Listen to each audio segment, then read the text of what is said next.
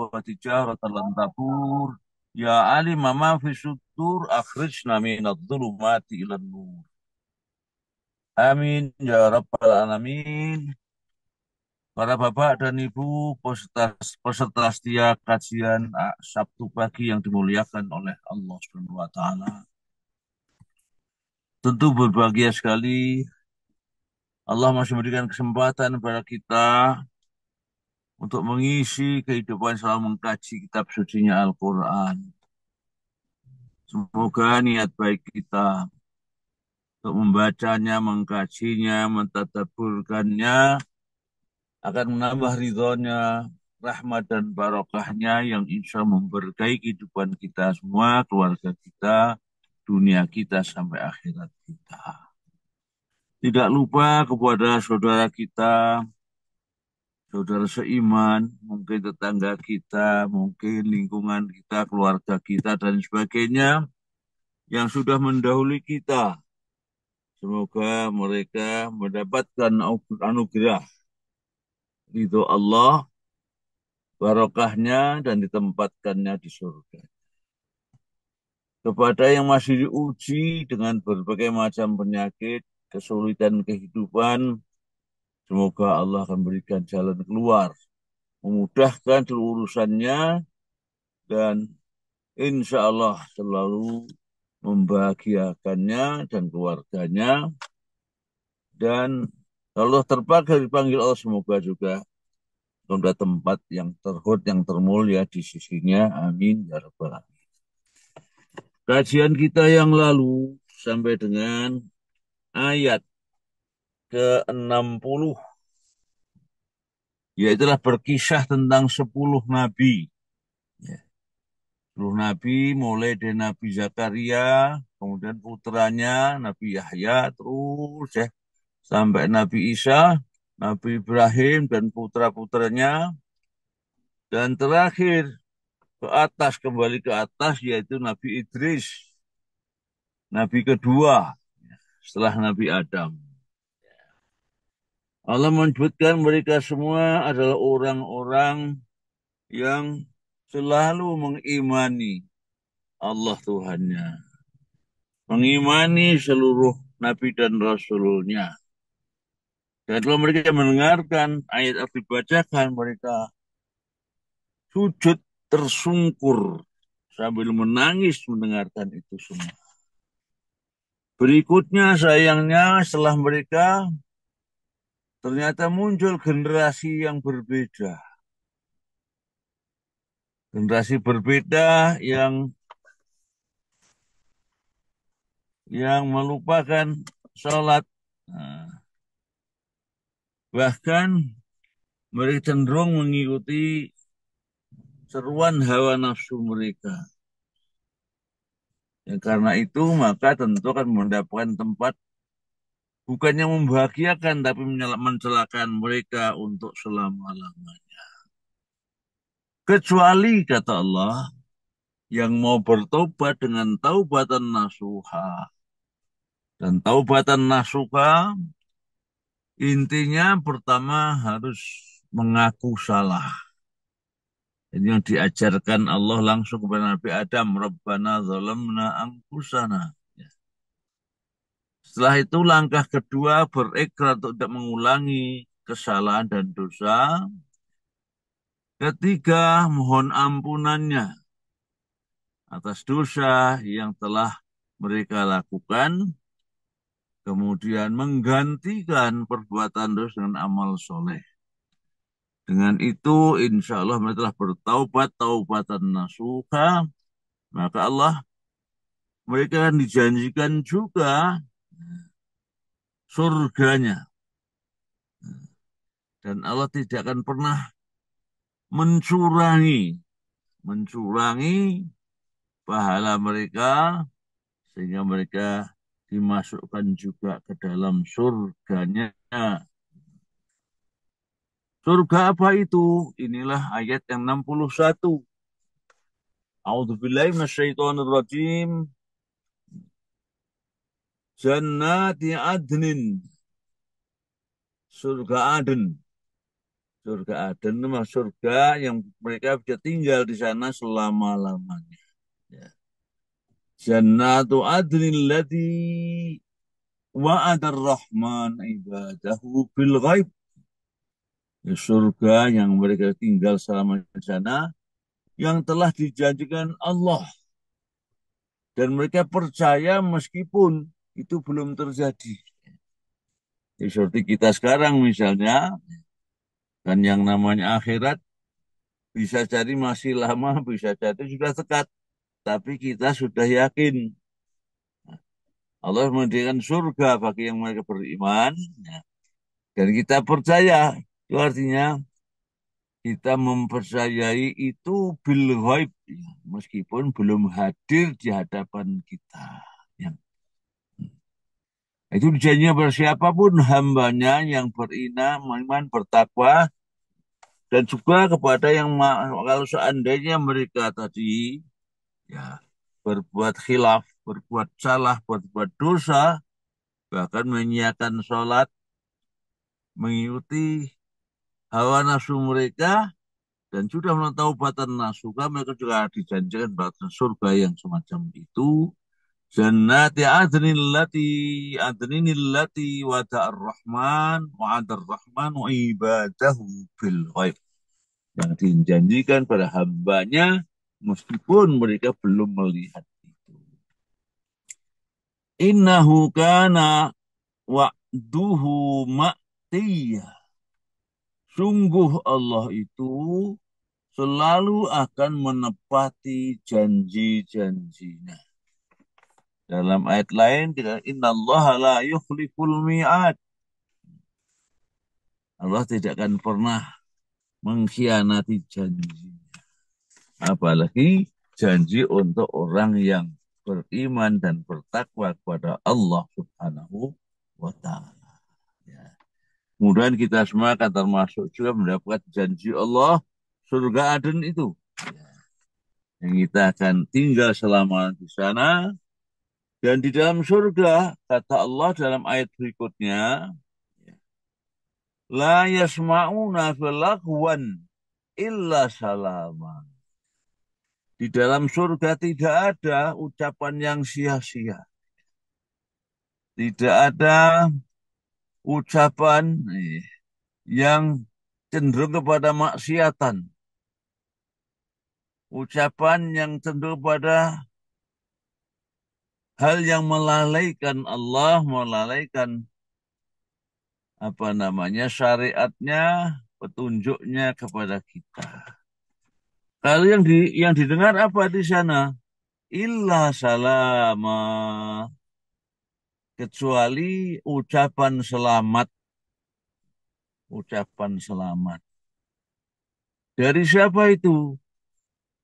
Khususnya dari para malaikat, mulai dari malaikat penjaga surga itu. Saya kira di dalam menjelang akhir surat Az-Zumar itu wasiqal ladzina taqaw rabb ilal jannati zumara. Dan orang-orang yang bertakwa kepada Allah, mereka akan diantarkan dengan terhormat untuk masuk surga.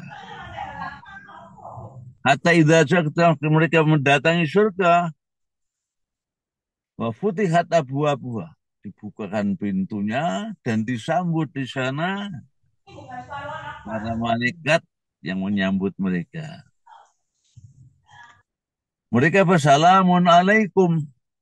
Kata mereka, selamatlah Anda sekalian atas keimanan ketakwaan kalian sehingga sekarang mendapatkan surga. Tibtum, kamu telah berbuat kebaikan selama di dunia. Ya, salamun tibtum fathuluha khalidin. Masuklah kalian dalam surga untuk selamanya. Apa siapa ahli surga semacam itu telah diucapkan ucapan oleh malaikat Jibril, malaikat ahli surga, penjaga surga. Alhamdulillahilladzi sadaqana wa'dahu.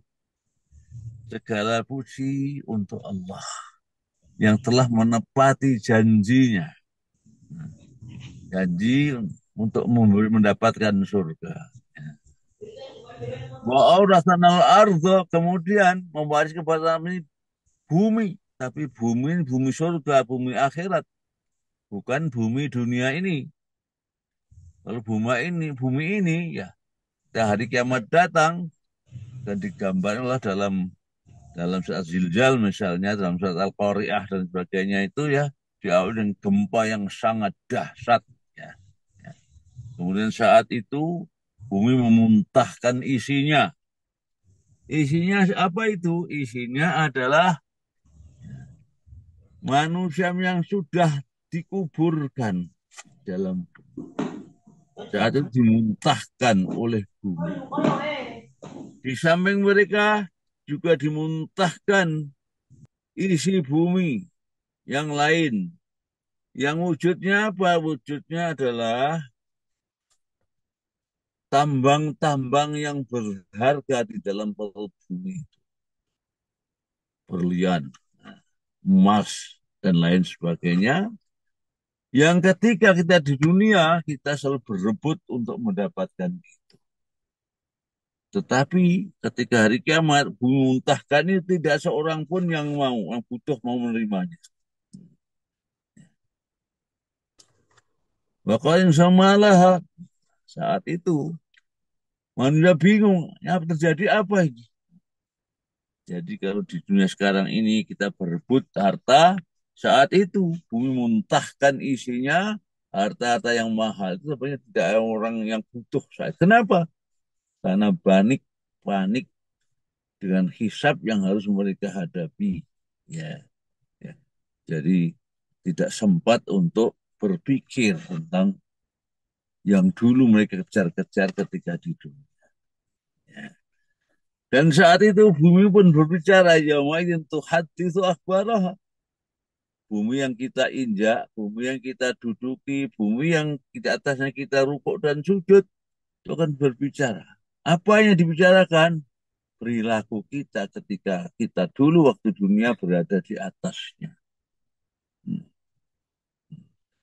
Kalau kita di atasnya berbuat kebaikan, rukuk dan sujud akan menjadi saksi yang akan meringankan. Ya Allah, aku bersaksi bahwa bapak itu, ibu itu, saudara itu, tanggal sekian, bulan sekian, tahun sekian, jam sekian, duduk, rukuk, dan sujud di atas. Itulah yang dibicara oleh bumi. Jadi bumi saat itu diperintah untuk berbicara tentang rekaman yang bumi rekam, yaitu perilaku kita di atasnya. Itu yamaidin tuh hati itu akhbaroh. Kenapa bumi kok bisa bicara? Di anna rabbaka auha. Karena Tuhan kita lah yang membuat mereka bisa berbicara.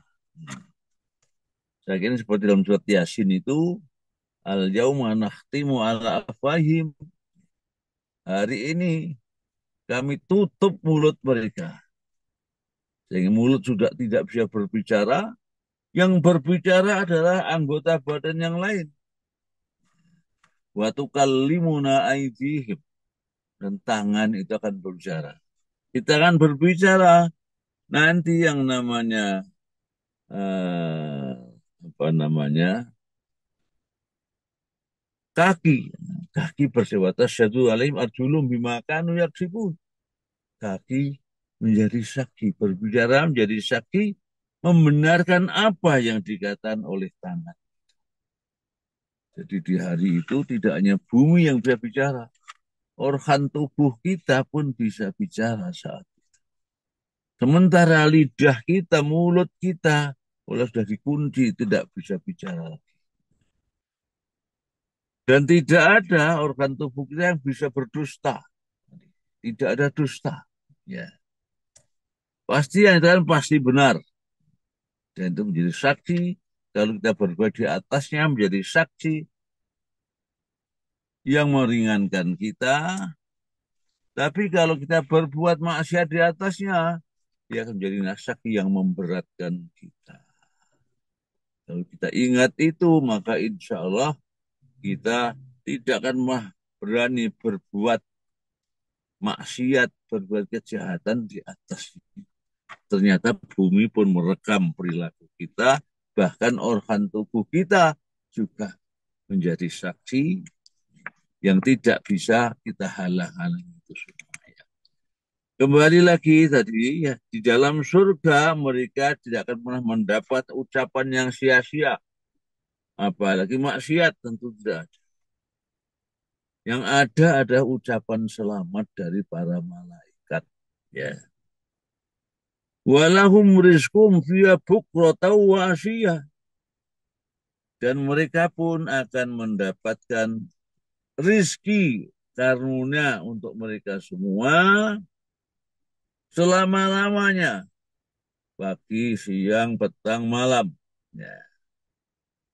Akan selalu mendapatkan apapun yang kita inginkan. Walahum ma yad'un kata Allah. Mereka apapun yang mereka inginkan tanpa harus bersusah payah.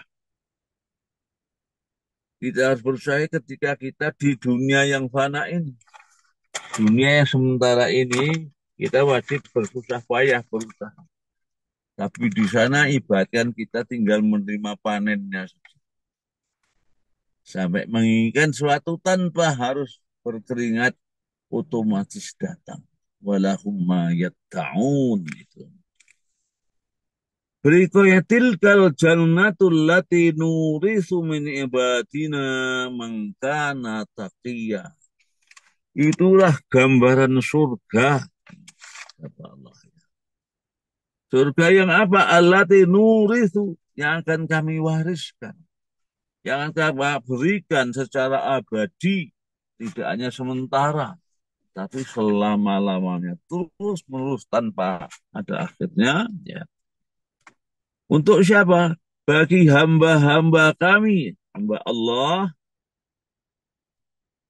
mangkana taqiyya. Yang dulu ketika di dunia, mereka selalu bertakwa kepada Allah Subhanahu wa Ta'ala. Jadi ketika di sini kita bersusah payah. Laqad khalaqnal insana fi kabad. Dalam ayat lain, Subhanahu telah menciptakan manusia dalam keadaan selalu berhadapan dengan kesulitan ketika di dunia. Tapi kalau kita di sini sudah berusaha baik semacam itu, di sana tidak ada lagi kesusahan.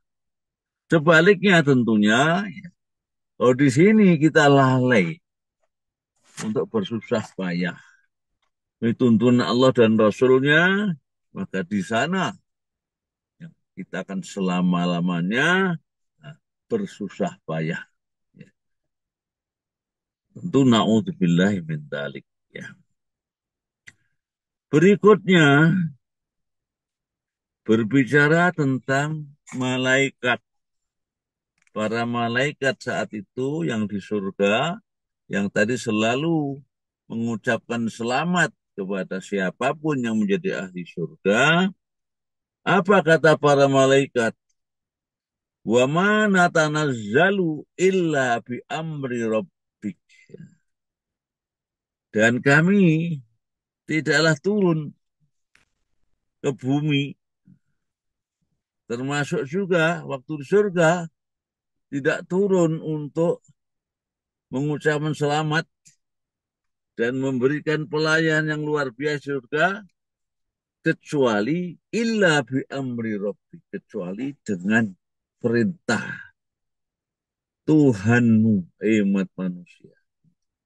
Jadi apa yang dilakukan malaikat baik di dunia maupun nanti di akhirat itu hanya tergantung pada perintah Allah Tuhan kita semua. Jadi mereka tidak berbuat sesuai dengan kemauan mereka. Sudah digariskan oleh tugas mereka. Nah, jadi hanya perintah Allah yang mereka lakukan ya, dalam menyambut kita, menservis kita di surga. Ya. tanpa beranjak dari ketetapan Allah. Ya. Ma'lahu ma baina aidina wa ma khalfana. Lahu ini kembali kepada Allah. Hanya milik Allah lah. Apa yang ada di hadapan kita. Dan apa yang ada di belakang kita. Dan juga apa yang di antara keduanya. Jadi malaikat tadi mengatakan ya, yang diberikan kepada ahli surga itu ya, semuanya adalah milik Allah. Bukan milik malaikat. Milik Allah. Lahu. Hanya miliknya milik Allah. Apapun yang ada di hadapan kita, di belakang kita, dan apa yang ada di antara keduanya. Bahkan di dunia pun seperti itu. Yang kita seringkali lupa. Ya. Akan kita memiliki. Padahal untuk itu sebenarnya hanya hak pakai. Allah memberikan hak pakai kepada kita. Untuk memakainya kita pun diberi petunjuk. Diberi petunjuk apa? Ya. Petunjuk bagaimana memakainya. Untuk apa itu? Dan itu juga akan dipertanyakan kepada kita. Ya, dan dipertanyakan kepada kita, ya. Bahkan yang kita anggap milik kita itu akan dipertanyakan. Dari mana kau dapatkan? Bagaimana kau mendapatkannya? Dan setelah itu kita akan ditanya, untuk apa itu kamu pergunakan? Ya. Untuk apa itu kau pergunakan? Jadi yang sekarang kita merasa memiliki itu nanti akan dipertanggungjawabkan oleh Allah. Karena hakikatnya hanya pinjaman dari Allah. Maka ditanyakan, dari mana kau dapatkan? Bagaimana cara kalian untuk mendapatkan? Dengan cara yang benar, cara yang tuntun oleh Allah dan Rasulnya, atau cara kamu sendiri. Kemudian juga selanjutnya, kau gunakan untuk apa? Apa penggunaan sesuai dengan petunjuk Allah dan tuntunan Rasulnya atau tidak? Itu semua adalah pertanggungjawaban kita di hadapan Allah SWT di hari kiamat nanti. Wa ma kana rabbuka nasiya. Dan Tuhanmu pasti tidak akan pernah lupa. Tidak akan pernah melupakan kita. Karena kita tahu bahwa segala amal baik tercatat. Ada dua malaikat yang mencatat amal buatan kita. Ma yalfuz min qaulin illa alaihi raqibun atid. Dalam surat Qaf, surat 50. Tidak berucap apapun seorang melainkan ada dua malaikat di kanan kita yang mengawasi, sekali mencatat kebaikan, dan di malaikat yang juga mengawasi dan mencatat keburukan kita. Semuanya tercatat, bahkan buku catatan kata Allah, Iqra kitabak. Kita sendiri suruh baca. Catatan suruh kita baca sendiri. Terbuka sama sekali, tidak ada yang disembunyikan. Tidak mungkin kita menyembunyikan dari Allah. Suruh baca sendiri. Oh, kalau kita apa? Kafa binafsikal yauma alaika hasiba. Kata Allah. Kalau kamu sudah membaca, cukuplah itu suratnya menentukan nasibmu. Ya. Karena semua tercatat, jadi dengan membaca itu kita sudah tahu nasib kita bagaimana. Ya. Ya. Jadi tidak perlu menghadirkan hakim sendiri-sendiri, tidak. Dengan catatan itu kita sudah bisa menyimpulkan bagaimana nasib kita setelah itu. Ya, siapa Rabb kita itu? Ternyata masih dilanjutkan Rabbus samawati wal ardi wa ma bainahuma. Tentu Tuhan kita adalah Tuhan.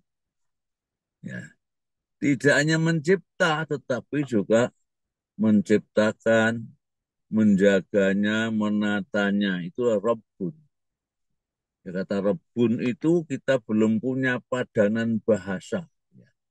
Karena maknanya tidak hanya mencipta, juga menjaga, juga menata, juga mengaturnya dan lain sebagainya. Jadi dialah Tuhan kita yang menciptakan seluruh langit dan bumi, menjaganya, menatanya, sampai kapanpun, tentu sampai hari kiamat, yang nanti ternyata ketika hari kiamat datang, setelah tadi bergoncang sangat luar biasa, bumi muntahkan isinya, yaitu bangkai manusia dalam alam kubur, dan juga apa tambang-tambang yang berharga itu, ya, telah muntahkan itu, kemudian kita dikiring ke padang mahsyar, mahsyar tempat berkumpul. Ya. Di sana seluruh makhluk mukallaf itu ada dua, satu manusia, satu adalah jin. Semua dikumpulkan jadi satu, dan untuk itu, bagaimana mengumpulkannya?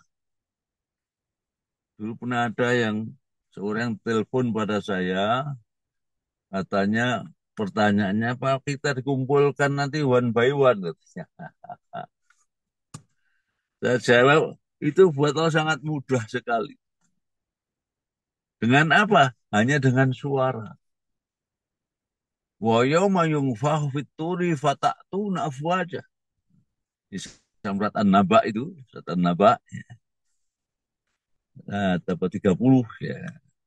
Hanya cukup dibunyikan suara sangkakala, sangkakala. Ternyata mereka langsung berkat bangun dari alam kubur menghadiri panggilan suara itu.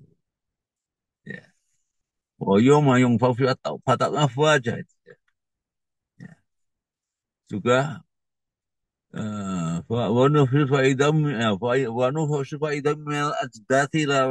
yang silun itu di dalam surat Yasin.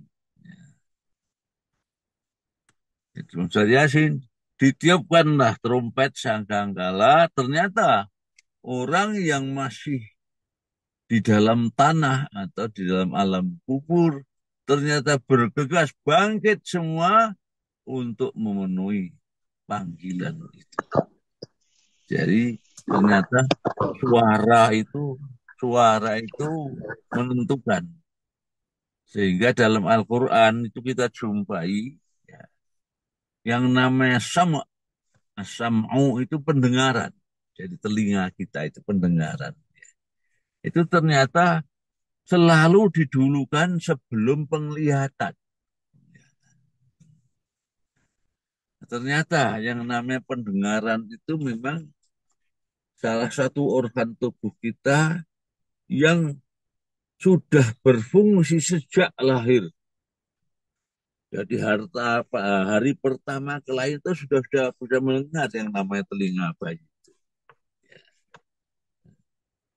Sehingga itu yang paling utama. Ya.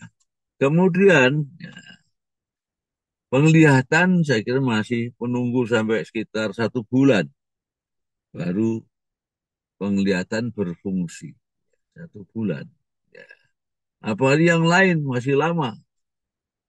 Akal atau otak kita itu malah menunggu puluhan tahun, belasan tahun baru berfungsi. Ya. Sehingga ternyata yang namanya fungsi pendengaran lebih vital daripada penglihatan. Kalau penglihatannya tanpa cahaya, kita tidak bisa melihat apa-apa. Tanpa cahaya, kita nggak bisa melihat. Jadi penglihatan itu ternyata sangat lemah. Ya.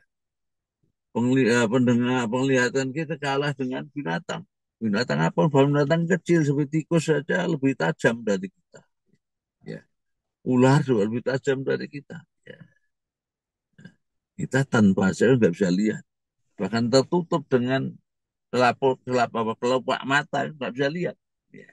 Tapi pendengaran tertutup dalam ruangan yang apa namanya dengan tembok yang setebal itu, telinga bisa dengar. Ya, ternyata hari ini pun ternyata yang telinga itu lebih vital daripada pendengaran.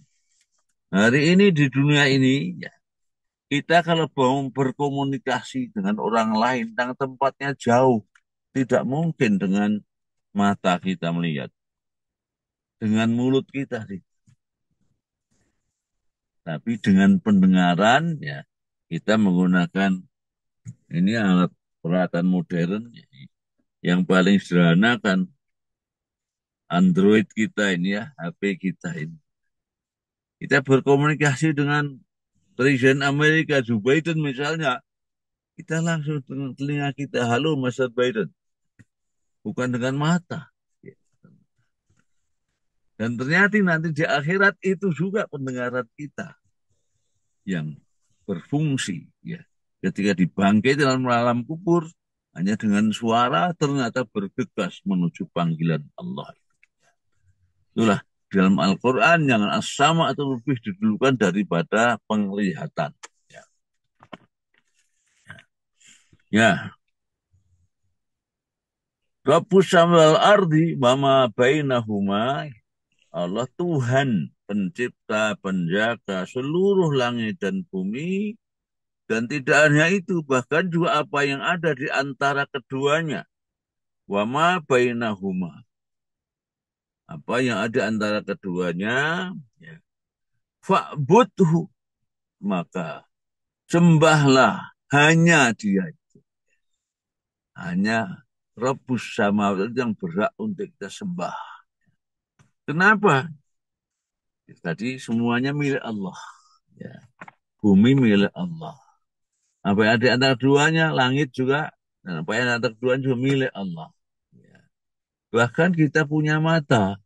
Itu juga pinjaman dari Allah. Ya. Punya telinga sama.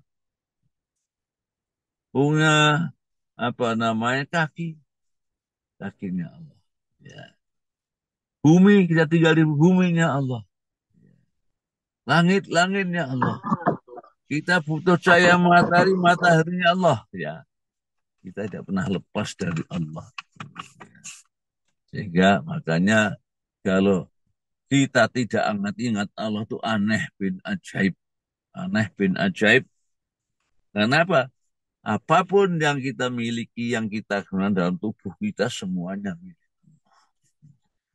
Maka kalau para pendahulu kita, yaitu pendiri Republik ini, Republik Indonesia yang kita cintai, yang kita banggakan ini, dengan anugerah yang subur makmur, ternyata para pendahulu kita menegaskan bahwa negara ini dibangun atas dasar ketuhanan yang Maha Esa.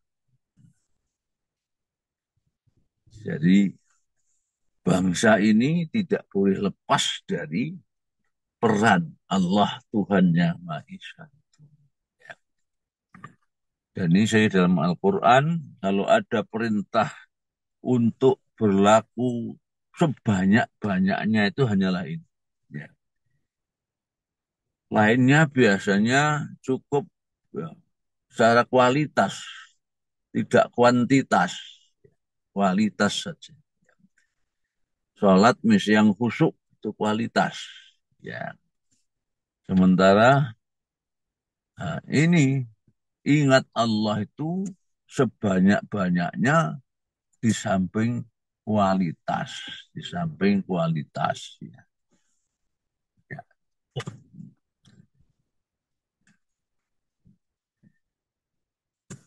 Para bapak dan ibu yang dimuliakan Allah SWT, ya. Berikutnya dari fa'bud wastabir, wastabir. Sembahlah ia dan sabarlah di dalam beribadah kepadanya. Sudah ada perintah untuk menjalankan perintah Allah beribadah itu dengan sabar. Berarti mengingat pada kita yang namanya sholat itu tampaknya ringan, tetapi sebenarnya adalah berat. Makanya Allah mengatakan ya, sangat berat kecuali bagi orang yang khusyuk. Wasta'inu bisabri wassalah wa innaha laqibabiratun illa 'alal khashi'in. Maka mohonlah permohonan kepada Allah, permintaan kepada Allah, dan bersabarlah, bersabarlah. Kenapa? Karena innaha laqab, sungguh salat itu sesuatu yang berat. Illa 'alal khashi'in, kecuali orang-orang yang khusyuk dalam salat. Khusyuk dalam salat itu tentunya selalu ingat Allah. Karena orang sholat itu sebenarnya mi'raj ke hadapan Allah. Baru sebulan yang lalu Bandar kita memperingati awal mula disyariatkannya sholat. Ya, yang apa namanya, untuk sholat ini Allah bersyariat dengan cara khusus, yaitu apa? Menghadirkan Nabi Muhammad dari bumi ini sampai Sidratil Muntaha, di langit yang tertinggi, khusus diundang untuk menerima kewajiban sholat. Itu kan luar biasa. Apalagi kalau ingat yang namanya pada Isra dan Mi'raj itu tidak akan terpecahkan sampai kapanpun. Mungkin kalau Isra-nya sudah terpecahkan dalam arti kecepatan dari Makkah ke Baitul Maqdis, ya, kalau menggunakan pesawat terbang ya, itu paling 2 jam, bahkan bisa kurang. Apel pesawatnya supersonik, 2 kali kecepatan suara, itu mungkin ya 1 jam sudah sampai. Tetapi Nabi Muhammad tidak tertutup dalam pesawat. Kecepatan semacam itu, kalau langsung bergesekan dengan udara, dengan atmosfer, bisa dipastikan menurut para ahli akan habis terbakar jasadnya manusia. Dan Nabi Muhammad tetap utuh dengan kecepatan yang luar biasa. Ya, ya. Jadi rekod akan terpecahkan. Apalagi yang ke langit dari Baitul Maqdis ke Sidratul Muntaha. Malaikat Jibril pun pernah dipersilahkan oleh Rasulullah ketika akan sampai Sidratul Muntaha, silahkan Jibril, engkau yang maju. Apa jawab Jibril? Idza taqaddamtu ana ya Muhammad ihtaraqtu. Kalau aku yang maju ke Sidratul Muntaha ya Muhammad, aku akan habis terbakar. Wa idza taqaddamta anta, tapi kalau kamu yang maju, ikhtaraqta pakai kha, tadi pakai hak. Beda 1 titik. Ya. Ikhtaraqta terbaru, ikhtaraqta pakai kha, itu akan bisa menembus. Ya. Jadi yang keseluruhan itu satu-satunya makhluk itu hanya Nabi Muhammad. Malaikat pun tidak bisa ke sana. Ya. Namun demikian, supaya tidak terulang kembali sikap umat terdahulu yang seringkali bersikap berlebihan, maka Allah menegaskan, meskipun Nabi Muhammad satu-satunya orang yang bisa sampai Sidratul Muntaha, maka Allah menyatakan dia tetap sebagai hambanya, bukan anak Tuhan dan lain sebagainya. Maka Allah berfirman, Subhanalladzi asra bi abdihi lailan. Maha suci Allah yang telah memperjalankan atau mengisrakan hambanya minal Masjidil Haram dan Masjidil Aqsa, dari Masjidil Haram Lukas sampai Masjid Aqsa. tetap hambanya, bukan anaknya, dan bukan Tuhan. Ini kemudian di Sidratul Muntaha ternyata mendapatkan syariat yang tujuannya hanya untuk mengingat Allah. Aqimis sholata li dzikri. Dan di dalam sholat itulah kita menyebut nama Allah itu berkali-kali. Dalam satu rakaat ada puluhan kali. Dan tidak ada syariat lain yang di dalamnya menyebut Allah sekian banyak. Ya. Namun toh anehnya, karena sholat itu perintahnya khusyuk. Anehnya ketika mulai Allahu Akbar, kita sering kali diganggu. Yang ingat yang lain, yang teringat. Bukan lagi teringat Allah langsung, tapi kadang-kadang ingat macam-macam. Kenapa begitu? Karena yang namanya setan itu pasti akan menghadang setiap hamba Allah menuju jalannya yang lurus.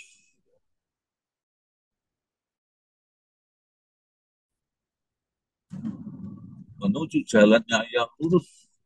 Jadi kalau kita sholat itu pasti akan diganggu oleh setan supaya melupakan ingat Allah. Ya. Sehingga untuk itu tadi kita harus sabar, wastabir hati perintah. Pak butuh wastabir li ibadati. Hal ta'lamu lahu samia. Tentu kita tidak mendapatkan Tuhan selain Allah. Ya.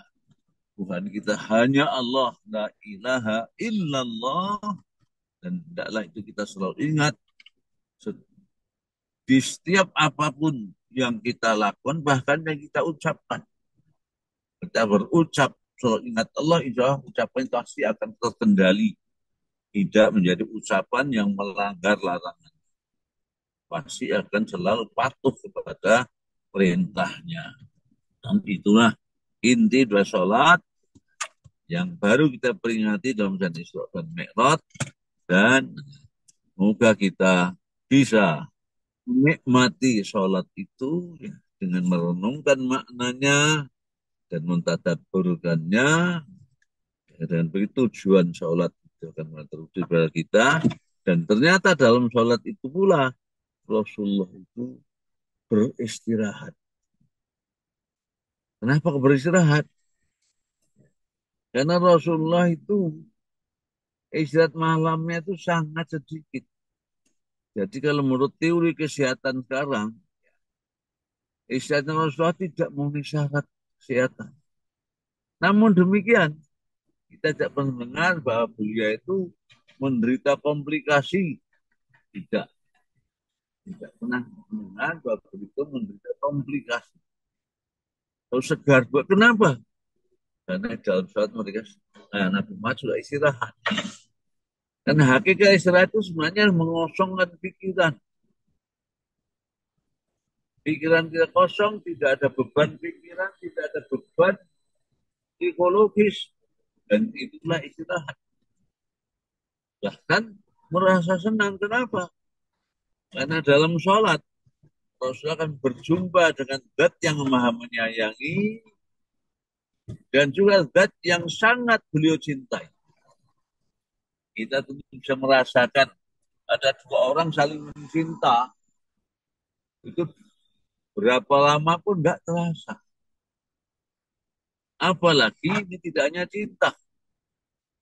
Yang satu sayang, yang satu cinta. Allah yang menyayangi, kita sangat mencintai dia. Ya. Jadi sekaligus di situ sudah terhibur, sudah merasakan istirahat. Makanya kita dapati bahwa beliau segar bugar meskipun hanya sebagian kecil yang digunakan untuk tidur. Saya kira ini kajian kita hari ini terakhir dengan perintah sholat untuk menyembah Allah dan tahu bersabar dalam melakukan itu. Dan coba kita bisa menikmati sholat kita, ya kita di situ sudah beristirahat. Karena tadi rasa senang dan Allah sangat menyayangi kita dan kita tentu tahu antara cinta dan sayang itu berbeda. Kalau cinta itu masih ada pamrihnya, ada pamrihnya. Ya. Kalau sayang itu tanpa pamrih. Ya cinta itu kalau pamrihnya tidak didapat, pasti cinta akan segera minggat. Tapi kalau sayang itu tidak ada pamrih, hanya karena sayang. Dan contoh gampangnya adalah sayangnya orang tua kepada kita. Sayang orang tua kepada kita. Tentu tidak ada pamrih orang tua kepada kita. Kepada kita. Saya kira itu kajian hari ini. Tentu Allah alam bisawab. Semoga kita bisa mendapatkan hikmah daripada kajian kita. Dan kita istiqomah di dalam selalu mengkaji, mentadaburkan ayat suci Al-Quran yang ternyata itu dengan itu kita mendapatkan kebaikan yang sangat banyak sekali sehingga tidak aneh ada yang mengatakan bahwa Al-Quran itu penuh dengan teknologi. Karena teknologi hakikatnya adalah sebuah upaya untuk menghasilkan ya, produktivitas yang tinggi. Karena Al-Quran hanya membunyikan satu huruf. Alif, lam, mim itu 3 huruf. Alif saja kita bunyikan, itu kita akan mendapatkan 10 pahala. Jika alif, lam, mim itu 30 pahala. Gimana Ustaz Al-Fatihah, apalagi Ustaz Al-Baqarah. Namun tentu meskipun membaca, membunyikan sudah mendapatkan kebaikan yang sangat banyak, jangan berhenti di situ. Kita lanjutkan dengan merenungkan maknanya atau tadabbur Al-Quran. Dan insya Allah kita akan selalu mendapatkan nilai yang sangat luar biasa. Nah, seperti Nabi Muhammad yang 63 tahun, tapi nilai 63 tahun 2 jutaan tahun. Bisa mengalahkan Nabi Nuh yang umurnya 950 tahun. Nabi Muhammad hanya 63. Tapi barokahnya Al-Quran, nilainya bukan hanya ribuan tahun, bahkan jutaan. Saya kira ini tentu Allah alam bisawab dan hikmah dan yang kita ambil. Akhirnya Bapak Ibu silahkan barangkali ada yang didialogkan. Barangkali ada yang didialogkan dan itu bisa saya respon. Ya, kalau tidak tentu saya katakan Allah yang maha tahu, saya tidak tahu. Saya kira begitu. Baik, terima Oh kasih Bapak. Ya. Jazakumullah Prof atas ilmu yang telah disampaikan tentang tadabbur dan tafsir Quran surat Maryam ayat 61 sampai 65 tentang surga Aden yang sudah dijanjikan kepada kita manusia dan Allah itu tidak akan lupa gitu. Sebagaimana lupanya manusia atas nikmat-nikmat yang telah diberikan kepada kita. Jazakumullah Prof. Di sini ada pertanyaan Ya. dari Malang. Mohon izin tanya Prof. Sebab kita sulit khusyuk, mudah gampang lupa itu karena setan bisa masuk dalam aliran darah manusia. Mohon pencerahan dan petunjuknya Prof. Ya. Mohon maaf Pak, diulang lagi Pak, apa intinya? Intinya aja Pak, ini nggak itu dengar di perjalanan. Sebab kita sulit khusyuk, mudah Apa? marah, sulit Apa? khusyuk, sulit untuk khusyuk, Oh, ya, ya. Untuk khusyuk ya, ya, mudah marah, ya. gampang Baik, lupa itu karena ya, setan bisa masuk dalam aliran darah manusia. ya, ya, Pencerahannya. ya. Baik ya. Khusyuk itu sangat mudah untuk diucapkan. Tapi ternyata sangat sulit untuk membuat sholat khusyuk.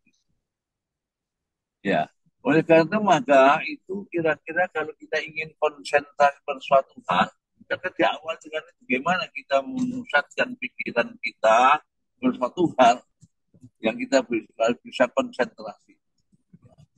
Nah, itu dalam dalam sholat kan hendaknya harus diawali ya, dengan niat yang tulus dalam hati.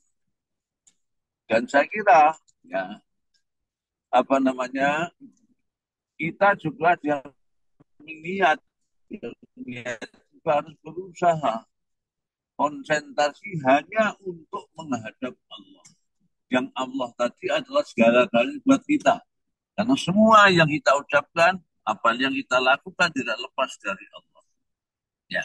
Kemudian kalau kita kondem melihat apa namanya, melihat apa namanya, sepak bola misalnya, sepak bola kan bisa konsentrasi itu. Bahkan dipanggil kadang-kadang nggak dengar. Itu bagaimana kita berusaha untuk memusatkan pikiran hanya pada Allah tadi. Dan tentu tadi pasti ada godaan dari setan tadi. Berikutnya saya kira, karena dalam ada bacaan-bacaan yang kita gunakan sebagai dialog kita dengan Allah, ya, kita berusaha untuk memahami itu. Bacaan satu utama yang wajib yang harus kita lafalkan itu. Apa maknanya? Ya, yang kita ucapkan itu terbayang di dalam diri kita, ya, dalam diri kita. Ya, insya Allah itu juga membantu kita untuk bisa khusyuk. Ya, kemudian ini tambahan dari saya khususnya, ya, karena kita tadi pasti akan dihadang oleh setan kan, ya. Maka hendaknya sebelum kita mengawal saat kita mohon perlindungan dari Allah, perlindungan dari Allah. Yaitu kata Allah kan imma yanzaghunna setan kun fasta'id billah. Jika kamu digoda oleh setan, maka mintalah perlindungan hanya kepada Allah. Kenapa Pak begitu? Allah menceritakan setan itu bisa melihat kita, kita tidak bisa melihatnya. Jadi kita melawan setan, kondisi kita lemah. Ya. Musuh kita bisa melihat kita, nggak bisa lihat gimana mau lawan. Bahkan ada juga kan yang namanya setan bisa mengikuti peredaran darah kita. Masuk mengikuti peredaran darah manusia. Gimana melawan? Maka saya yakin ya, itu ada dua surat muawwidzatani. Surat muawwidzatani surat pelindung, surat pelindung, pelindung namanya. Ya. Maka kita mulai dengan itu sebelum sholat kita coba baca dulu Qul a'udzu birabbil falaq, qul a'udzu binnas. Itu kan kita mohon pelindung ya Allah. Katakan katakan Muhammad, a'udzu birabbil falaq. Aku berlindung kepadamu dari apa namanya? Kepadamu Tuhan yang menciptakan jagat raya ini min syarri ma khalaq, dari kejahatan apapun yang datang dari ciptaan. Setan ciptaan Allah juga, jin ciptaan Allah. Kita minta perlindungan dari itu. Ya. Nah, itu musuh musuh eksternal kita. Muawwidzatani dua surat yang melindungi kita dari musuh eksternal. Ya.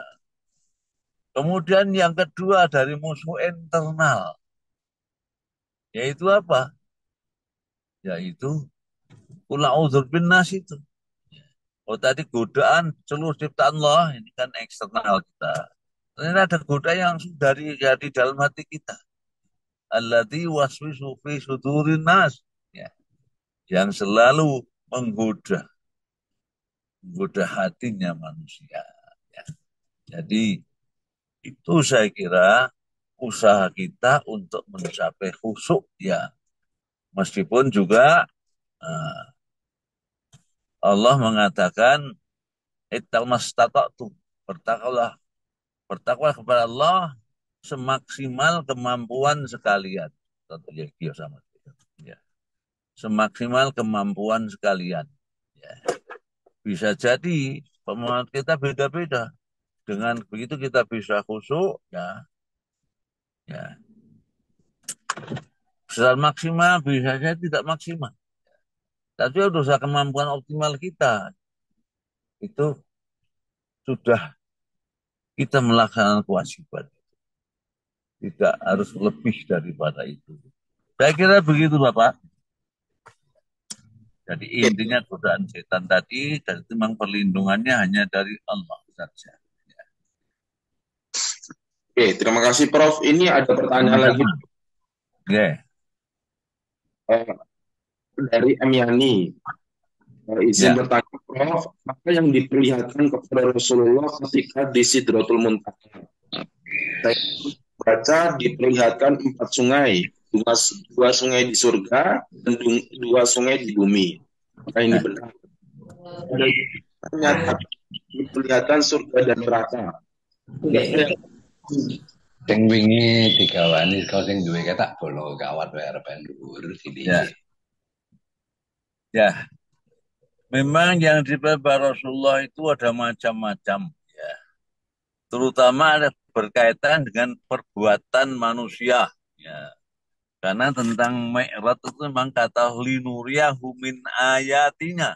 Kata Allah, agar kami pertunjukkan kepadamu Muhammad tanda kekuasaan kami di langit, termasuk di surga, bahkan juga di neraka.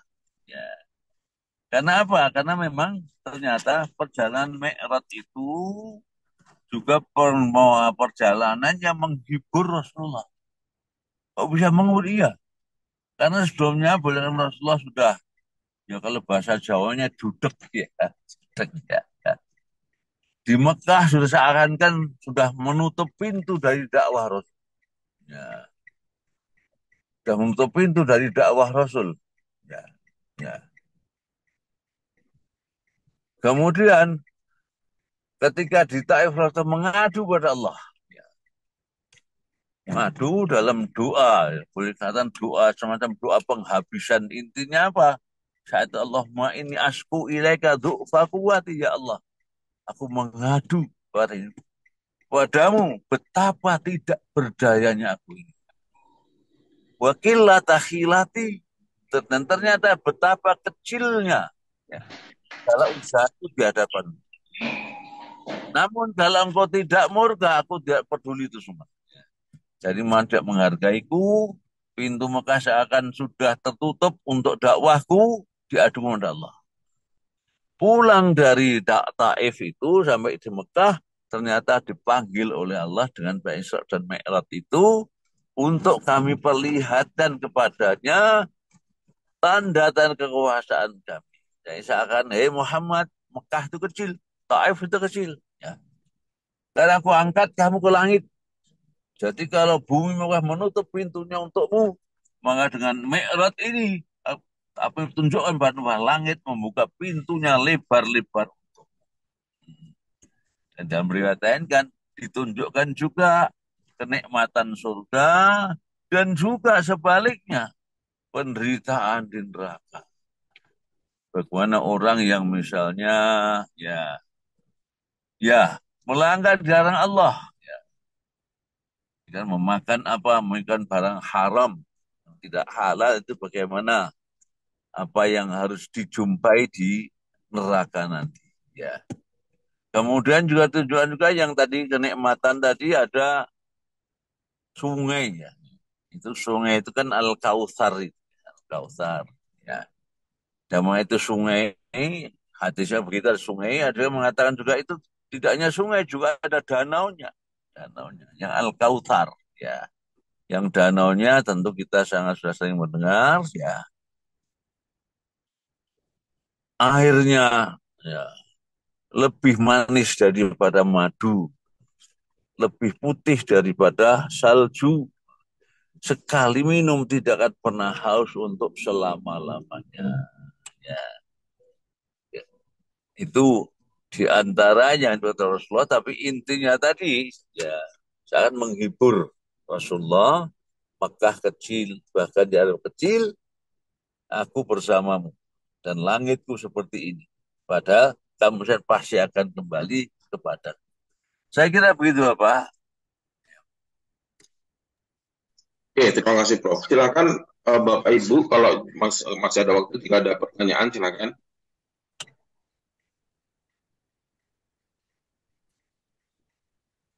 Ustadz Mangesti juga sudah bergabung. Pagi, silakan. Ya.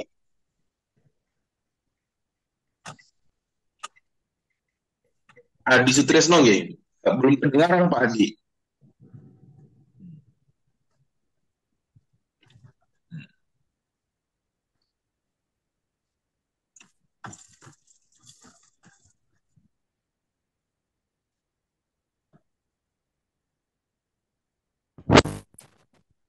Cek, cek. Nggak Ada kedengeran? Sudah. Nggih. Sudah, Monggo, nggih. monggo. Baik, Nggih. Prof, mau bertanya, Prof. Jadi Nih, kaitannya dengan malaikat Raqib Atid yang ya. pencatat. Ini apakah jumlahnya sesuai dengan jumlah manusia? Dari awal sampai sekarang, apakah cukup semacam chip atau dipasang di dalam pundak kiri kanan sehingga bisa di remote cukup dari jauh gitu sehingga tercatat semua amal perbuatan manusia. Jadi seharusnya manusia ini udah nggak boleh berbuat buruk atau takut lah karena semuanya akan terekam dan tercatat dalam chip. Mohon penjelasan, Prof. Matur nuwun. Oke. Pertama, ya, kita kalian perbuatan, ya, perbuatan. Kita perlu melihat dulu siapa pelakunya. Begitu kalau ucapan, siapa yang mengucapkan? Kalau ucapan yang mengucap Allah, ya sudah tidak perlu lagi kita pertanyakan bagaimana cara mengucapkannya dan lain sebagainya. Tinggal sami'na wa ata'na. Ya, seperti Abu Bakar ketika jalan Mi'raj ini kan, Isra Mi'raj ini ya. Dia tahu persis bahwa ke Baitul Maqdis itu perlu waktu 1 bulan berangkat, 1 bulan pulang. Ketika ditatangi oleh tokoh-tokoh musyrik Makkah untuk memprovokasinya, ya, supaya tidak percaya pada Muhammad, karena ketika Nabi Muhammad bercerita tentang perjalanan Isra Mi'raj, mereka tepuk tangan. Kenapa tepuk tangan? Menurut mereka dapat kesempatan untuk mendustakan Muhammad. Maka Abu Bakar didatangi pertama kali. Nah, kemudian diceritakan, kamu Abu Bakar nggak sudah biasa ke Baitul Maqdis. Berapa lama tadi? Pasti jawabnya 1 bulan berangkat, 1 bulan. Nah, coba Muhammad belum 1 malam, sudah PP. Belum lagi tambah ke langit. Nah, apa masuk akal di akal? Ternyata Abu Bakar tidak menggunakan akal. Kenapa? Karena ini yang bercerita Nabi Muhammad, yang mengisra Mi'raj kan Allah, bukan Muhammad, kehendak Muhammad sendiri. Sehingga Abu Bakar, kalau yang mengatakan Muhammad itu pasti benar. Jawabnya begitu. Setelah itu, ya, lo kamu percaya? Ternyata jawab beliau, jangankan itu, yang lebih dari itu pun, kalau yang Muhammad itu pasti benar. Itulah yang asyiddik. Nah ini tadi kan Allah ya. Yang mengutus malaikat itu Allah.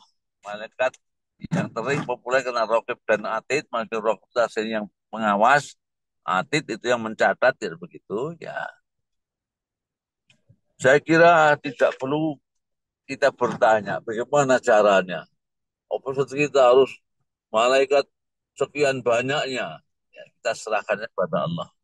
Karena pelakunya adalah Allah. Ya, tidak perlu menanyakan itu, tinggal sami'na wa ata'na. Karena akal kita pasti terbatas, ya, dan Allah tidak ada batas. Saya kira begitu Pak jawaban saya. Jadi hari kita biasakan kalau ada ucapan atau perbuatan kita perlu lihat dulu siapa pengucapnya, siapa yang melakukannya. Kalau semua Allah, yang ucapan Allah, ya pelakunya Allah, sudah tinggal sami'na wa ata'na juga. Ya, saya kira begitu. Tentu wallahu a'lam bishawab. Ya. Matur nuwun. Assalamualaikum Oke, warahmatullahi wabarakatuh. Waalaikumsalam warahmatullahi.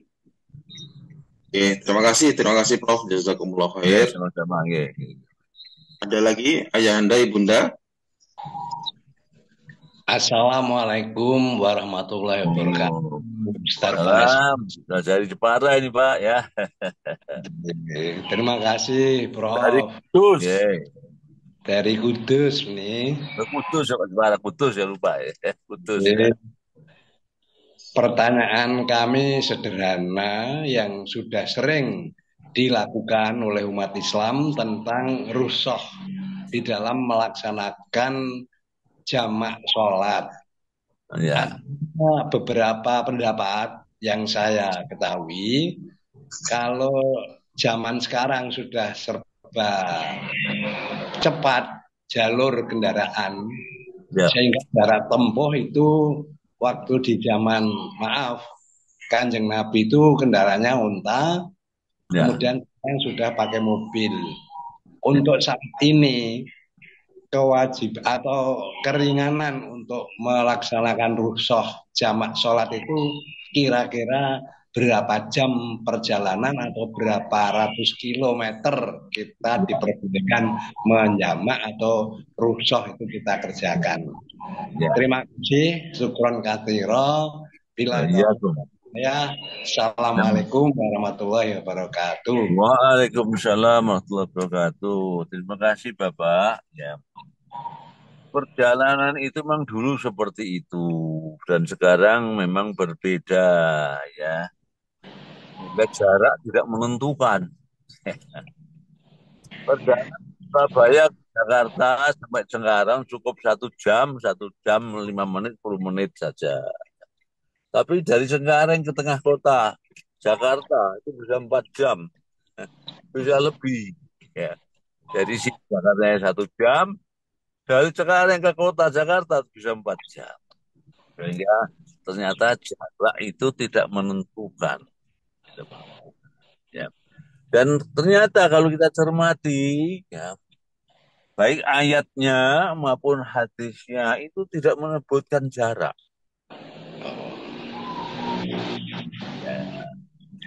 Nah, kalau itu yang menentukan jarak itu siapa? Itu insya Allah ya istihadnya para sahabat saja. Ya. Kemudian Rasulullah menyetujui saat itu dan perjalanan itu namanya takrir. Takrirnya Rasulullah itu semacam itu. Ya.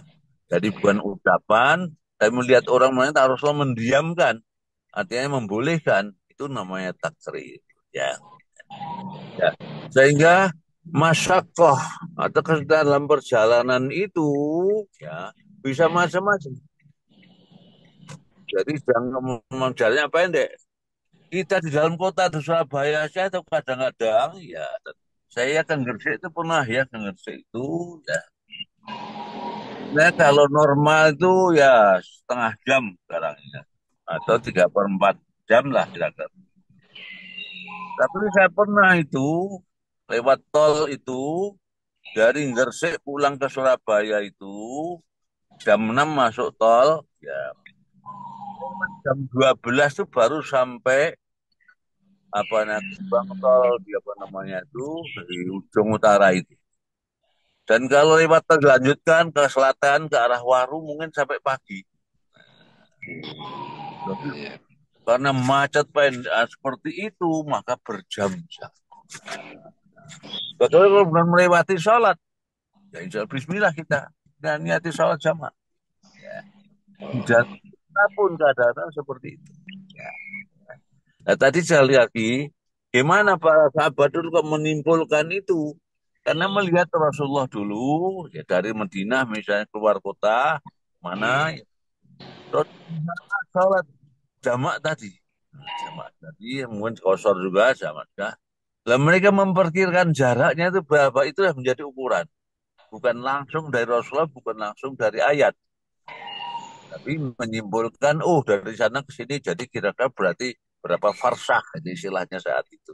Ya, ya, ya. Jadi itulah. Sehingga kalau sekarang, ya, menurut saya mudah tentu mudah ya karena apa namanya kondisi berbeda. Ya. Kalau macet total itu ya di situ dan sholatnya di mobil aja bisa. Ya. Mana kita sudah biasa bagi yang berhaji atau umroh itu perjalanan wudhu kan tayamum jadinya. Tayamum harus bawa debu tidak. Ya. Di pesawat kita kan hanya tayamum dengan kursi aja. Di mobil juga begitu juga. Ya. Kalau tidak mungkin lagi. Jadi waktu sholat memang sangat terbatas sehingga berhenti minggir jalan di jalan itulah apa namanya kita melakukan jamak dan bisa juga kotor sholat itu. Daripada ya memang ada pendapat lain yaitu apa? Yaitu hanya menghormati waktu. Hanya menghormati waktu, ingat ini waktu zuhur misalnya, menghormati waktu, ingat waktu sholat. Kemudian nanti dikodok, dikodok. Tapi saya tidak memilih ini, tidak memilih ini ya, memilih ini. Nanti kodoknya direncanakan, baru nanti sampai saya kodok di sana. Saya tidak memilih itu. Kenapa? Karena Rasulullah dulu pulang dari perang Tabuk itu, ternyata karena capeknya perjalanan, bangun matahari sudah tinggi. Maka saat itu pula Rasulullah memerintahkan saat untuk ya mengkodok sholat itu. Ingat itu langsung saat itu. Ya. Jadi saat itu waktunya sudah di luar waktu subuh. Ya. Kodok itu ya bukan mengkodok ya, ya mengkodok lah, ya mengkodok. Ya. Jadi apa namanya mengkodok itu ya secepat mungkin tentu yang terbaik, tidak harus menunggu waktu nanti kapan waktu sholatnya misalnya sholat itu ya nanti besok pagi tidak. Saat itu bisa kita kodok. Saya kira begitu Pak. Jadi tergantung kepada kesulitan yang kita hadapi. Ya, saya kira begitu. Tentu wallahu alam jawab. Andai kata itu di rumah, apakah bisa dikosor gitu, Prof? Oh ya, ya, ya. Di Yang kosor itu menurut saya tergantung sama masakohnya tadi Pak. Masakohnya. Misalnya orang yang sakit misalnya ya mau wudhu aja ke kamar nu nggak bisa. Itu saya kira bisa itu juga. Ya, ya. Jadi kan ada dalam keadaan sakit misalnya wudhu nggak bisa dan sebagainya. Ya. Waktu ingat waktu sholat ya itu kita kerjakan. Ya, ya.